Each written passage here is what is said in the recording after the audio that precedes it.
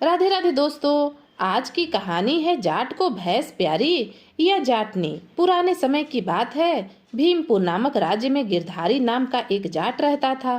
गिरधारी खेती बाड़ी करके अपना पेट पालता।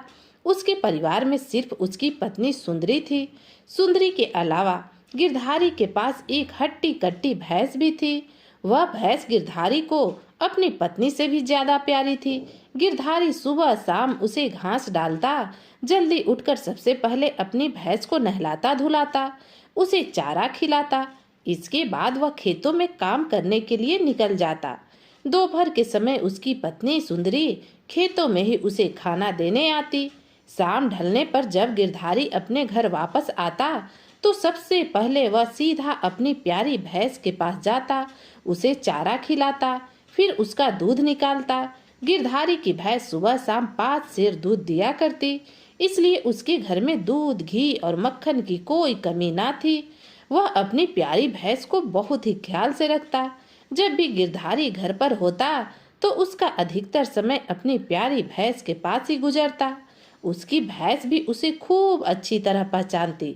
जब भी गिरधारी उसके पास आता तो वह बड़े प्यार से सिर हिलाती और गले में बंद घंटी बजाने लगती। कभी कभी वह गिरधारी के पैर भी चाटने लगती। बस यूं मान लीजिए वह भैंस गिरधारी के परिवार का एक अटूट सदस्य थी। जब भी गिरधारी थका हारा अपने खेतों से लौटता तो अपनी भैंस को देखकर उसकी सारी थकान दूर हो जाती। पूरे गांव में गिरधारी और उसकी प्यारी भैंस के चर्चे होते रहते। लेकिन एक रात को तो गजब ही हो गया। रात को सोने से पहले जब गिरधारी ने अपनी भैंस को तबेले में आखिरी बार देखा तो भैंस वहीं पर थी। लेकिन सुबह उठकर जब वह अपनी भैंस को नहलाने धुलाने के लिए गया तो भैंस वहां से गायब थी। यह देखकर तो गिरधारी के होश ही उड़ गए। उसका दिल बैठने लगा। उसने जमीन पर कटी खूंटी को देखा जिसमें भैंस के गले में बंधी हुई रस्सी रहती थी। खूंटी अपनी जगह सही सलामत थी, लेकिन भैंस की रस्सी वहां नहीं थी। भैंस तो खुद से गायब हो नहीं सकती थी। भैंस लेकिन गायब हो चुकी थी। कुछ देर तक गिरधारी अपने माथे पर हाथ रखकर जमीन पर बैठा रहा। फिर अचानक वह जोर से चिल्लाया, अरे सुंदरी! उसकी पत्नी भागती भागती वहां आई। तब गिरधारी ने कहा, भैंस गायब है सुंदरी। सुंदरी चौंक कर बोली, क्या भैंस गायब है? कहाँ गायब है? क्यों गायब है? कब गायब हुई? एक ही सांस में सुंदरी ने सारे सवालों की झड़ी लगा दी। गिरधारी झल्लाकर बोला, अरे मुझे क्या मालूम, रात को तो देख कर गया था, तब तक तो यहीं थी और खूंटे से बंधी थी। उसने जमीन में गड़े हुए खूंटे की ओर इशारा करते हुए कहा। सुंदरी बोली, अरे खूंटे से बंधी थी तो गायब कैसे हो गई? कहीं आपने रस्सी खुली तो नहीं छोड़ दी थी? हाँ हाँ, बिल्कुल यही हुआ होगा। वैसे भी आप तो दुनिया के सबसे बड़े भुलक्कड़ हो।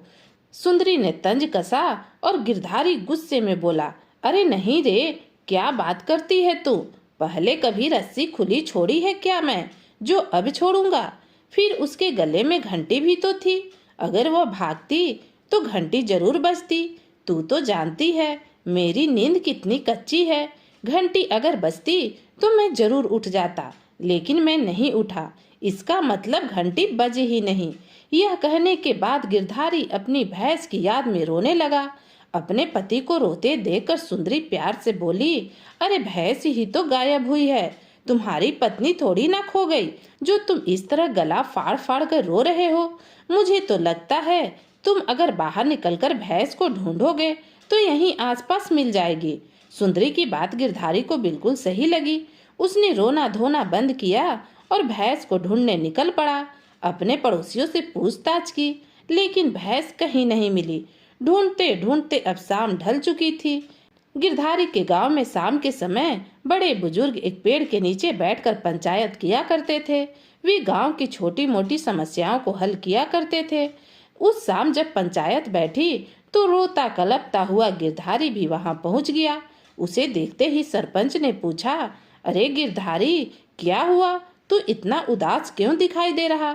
गिरधारी ने कहा, सरपंच जी, मेरी भैंस गायब हो गई है। सरपंच ने हैरानी से पूछा, गायब हो गई है?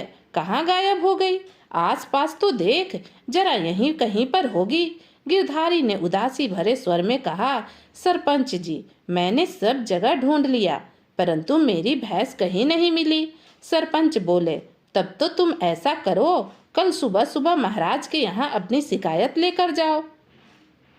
अब तो महाराज ही तुम्हारी भैंस का पता लगवा सकते हैं, तुम उनके पास जाकर प्रार्थना करना। पंच की बात सुनकर गिरधारी मायूस हो गया, क्योंकि अब तो शाम भी हो चुकी थी और शाम के समय राज दरबार बंद हो चुका होता है। गिरधारी वापस अपने घर लौट आया। उस रात गिरधारी को नींद ही नहीं आई। वह सारी रातें करवटें बदलता रहा और अपनी भैंस को याद करके आंसू बहाता रहा। जैसे ही सुबह हुई, गिरधारी महाराज के दरबार में जाने की तैयारी करने लगा। उसने गहरी नींद में सोई हुई अपनी पत्नी को उठाया और कहने लगा, तू भी जल्दी से अच्छे कपड़े पहनकर तैयार हो जा भाग्यवान, राजा के दरबार में चलना है। पत्नी कहने लगी, अरे तुम भी हद करते हो, मैं भला वहां जाकर क्या करूंगी? महाराज को क्या मेरी सुंदरता दिखानी है?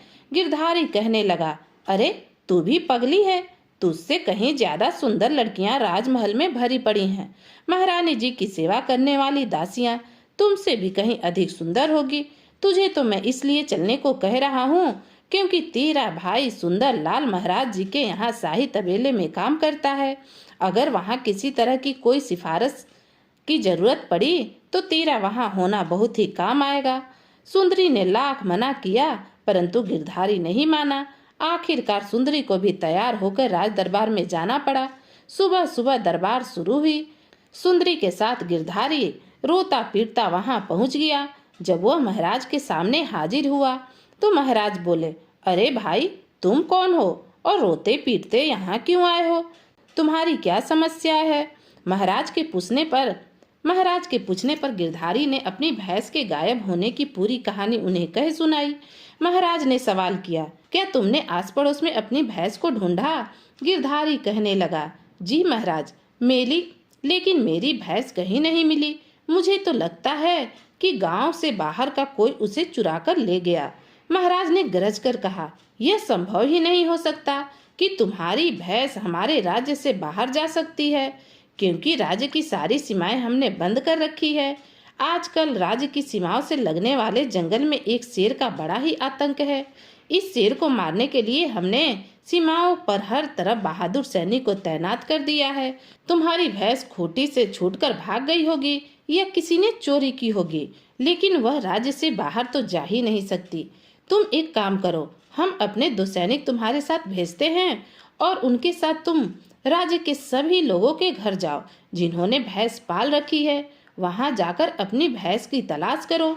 मेरा विचार है कि पूरे राज्य में ऐसे 100 घर से ज्यादा तो होंगे नहीं जहां भैंसें हों। अगर शाम तक तुम्हारी भैंस मिल जाए तो ठीक, वरना तुम कल फिर दरबार में हाजिर होना।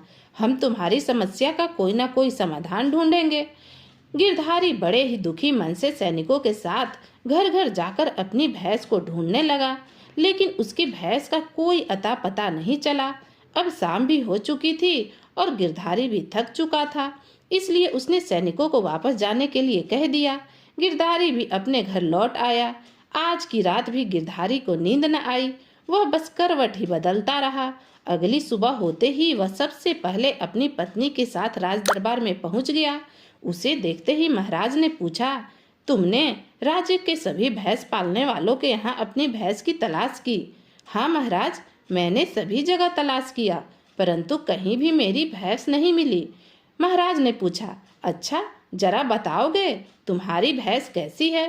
गिरधारी ने कहा, महाराज, मेरी भैंस बहुत सुंदर है, मेरी पत्नी सुंदरी से भी ज्यादा सुंदर।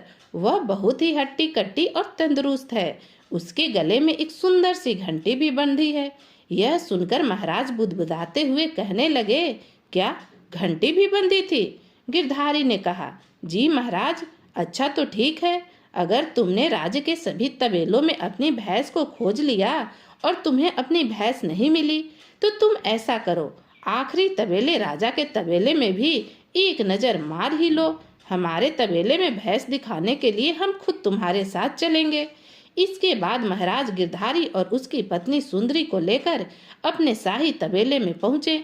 वहां पहुंचने पर गिरधारी का साला एक भैंस को नहला रहा था। वह भैंस बड़ी ही उछल कूद मचा रही थी। गिरधारी उस उछल कूद मचाती भैंस को देखकर जोर से चिल्लाया, महाराज यही है मेरी भैंस। महाराज ने गिरधारी को गुस्से भरी नजर से देखा और कहने लगे, तुम हम पर चोरी का इल्जाम लगा रहे हो। गिरधारी ने बड़ी ही विनम्रता से हाथ जोड़कर कहा, नहीं महाराज, लेकिन मेरी भैंस तो यही है। राजा ने कहा, परंतु इसके गले में तो घंटी नहीं है। यह कहते हुए राजा ने भैंस के गले की तरफ इशारा किया। तब तक भैंस अपने मालिक गिरधारी को पहचान कर उसके निकट आ गई और उसके पैर चाटने लगी। यह देखकर महाराज हक्के बक्के रह गए। उन्हें समझते देर न लगी कि यह भैंस सचमुच गिरधारी की ही है। तब राजा गुस्से से देखते हुए शाही तबेले में काम करने वाले और सभी भैंसों की देखभाल करने वाले सुंदरी के भाई को अपने पास बुलाया और गरजते हुए पूछा, सुंदर लाल, यह भैंस शाही तबेले में कैसे आ गई? महाराज के क्रोध देखकर सुंदर लाल के तो मानो तोते ही उड़ गए। उसने घबराकर अपनी बहन की ओर दीनता से देखा। जब सुंदरी को लगा कि उसका भाई फंस जाएगा और महाराज उसे कोई कठोर दंड दे देंगे, तो वह एकदम से महाराज के पैरों में गिर पड़ी और बिलक बिलक कर कहने लगी, महाराज, मेरे विवाह को 3 साल हो गए, लेकिन गिरधारी ने मेरे प्रति कोई कभी जिम्मेदारी निभाई ही नहीं। यह तो सुबह शाम दिन रात अपनी भैंस की सेवा में लगे रहते हैं, दिन भर खेतों में काम करते हैं। मैं तो सिर्फ इनके लिए खाना पकाने, कपड़े धोने और बर्तन मांजने वाली नौकरानी बनकर रह गई।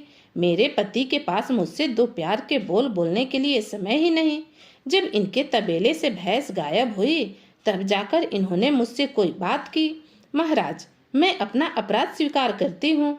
मैंने ही इस भैंस को इनके तबेले से रात के समय में उसके गले से घंटी निकालकर अपने भाई को थमा दी थी और उसी से कहा था, इसे महाराज के तबेले में बांध दो, क्योंकि मुझे पक्का यकीन था कि गिरधारी सारी दुनिया में भैंस को तलाश कर लेगा, परंतु राजा के तबेले में भैंस को तलाशने का विचार उसके मन में कभी न आएगा। परंतु आप जैसा न्यायप्रिय राजा तो गिरधारी को अपने शाही तबेले में भी ले आया। अब मैं क्या कर सकती हूँ? महाराज, यह भैंस तो मेरे लिए एक सौतन से कम नहीं। इसे छुटकारा पाने का बस एक यही रास्ता था, लेकिन मैं अपनी कोशिश में असफल रही। मैं इस अपराध को स्वीकार करती हूँ, किंतु आपसे क्षमा मांगती हूँ। मुझ पर दया कीजिए महाराज, और मेरे पति को समझाइए कि विवाह के बाद पति को अपनी पत्नी के प्रति जिम्मेदारियों को भी पूरा करना चाहिए, क्योंकि वे अपना मायका, सहेलियां और परिवार सब कुछ छोड़कर उसके पीछे आई है। उसे अपनी पत्नी को सुख से रखना चाहिए, घर के कामों में सहयोग करना चाहिए, न कि अपने में मस्त होकर पत्नी को भुला ही देना चाहिए। मैं अपने घर पर सभी काम करती, साथ ही अपने गाय भैंसों का भी ख्याल रखती, लेकिन मेरे पति मुझे इस भैंस को हाथ भी न लगाने देते। महाराज के सामने सुंदरी फूट फूट कर रो रही थी। महाराज को सुंदरी की बातें सुनकर उस पर दया आने लगी। महाराज ने उससे कहा, तुम दुखी मत हो सुंदरी, हम तुम्हारी सारी बात समझ गए, हम तुम्हें कोई सजा नहीं देंगे। इसके बाद महाराज ने गिरधारी की ओर क्रोधित होकर देखते हुए गरज कर बोला, गिरधारी, तुम अपनी भैंस को एक ही शर्त पर अपने घर ले जा सकते हो। वह शर्त यह है कि तुम अपनी भैंस को अपनी मर्जी से अब हाथ भी न लगा पाओगे, साथ ही अपनी पत्नी का पूरा ख्याल रखोगे। मूर्ख इंसान, ईश्वर की कृपा से तुम्हें इतना प्यार करने वाली पत्नी मिली, जो एक पत्नी होने के सारे कर्तव्य पूरा कर रही, वह तुम्हारा पूरा ख्याल भी रखती है।